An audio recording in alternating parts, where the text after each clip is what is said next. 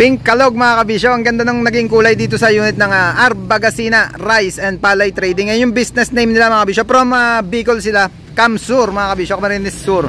Ang naging project dito, unahin muna natin yung mga pina-install nila na accessories. Yung rim cover 6 stud mga kabisyo na custom yung ginamit natin dyan. Yung wheel liner natin na Jet Inoue. Grabe naman yon. Ito yung pangharap, ito yung panlikod nya.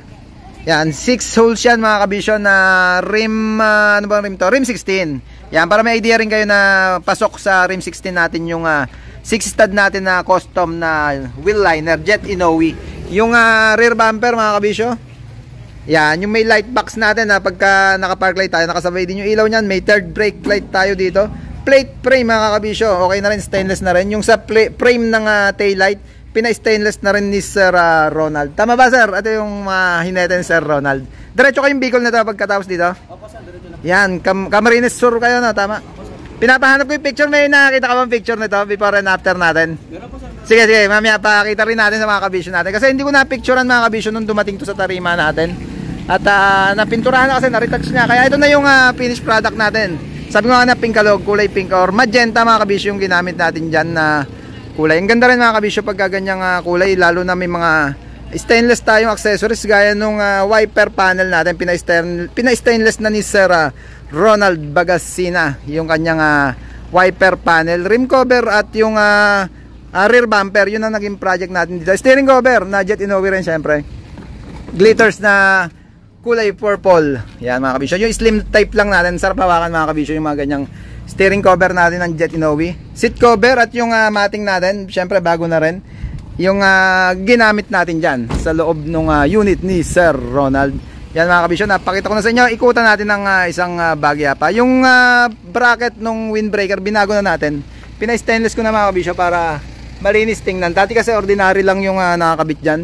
Yung siding nya or yung tawag dito, in-stay na. Hindi na pinapalitan ni Sir Ronald yung siding. Pininturahan lang din. Pinink natin ng konti, kinontra ng kulay. Sticker, meron na rin. Syempre, nilagyan sticker. Keep distance, yung mga marking, not for hire. Plate number. Yan, may konting inimas na si Paranger pa sila. Okay na, plate light ba yan? Yan yung plate light natin na kulay puti. Yung ginagamit natin dyan na LED. Yung tail light, pina-stain na nila.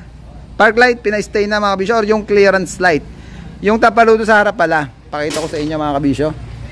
Yung pa yung isang pinapalitan dyan sa unit nila. Ayan, stainless na yung pinagamit na tapaludo para pang matagalan na mga kabisyo. Gawa nung pag plastic, syempre hindi maiwasan na matalsikan ng bato. Nababasag yung stock natin na plastic. Lagi naman tayo may available nyan dito sa tarima natin, yung ganyang mga stainless na tapaludes. Yan, pati gross weight mga kabisyo, business name okay na rin.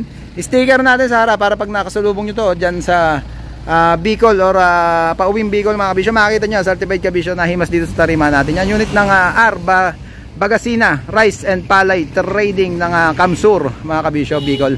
Present yun lang sa akin yung yung picture mo. Saan mo na mamaya. Yan, tapusin lang natin yung video at pa-exit na rin sila mga kabisyo. Malayo-layo pa yung uwian nila. Ingat sa biyahe. Hanggang dito lang. Maraming salamat sa panonood. Maraming salamat sa suporta. Please like, share, subscribe to my channel Baco Republic para updated lagi sa mga unit natin. Peace Baco Republic.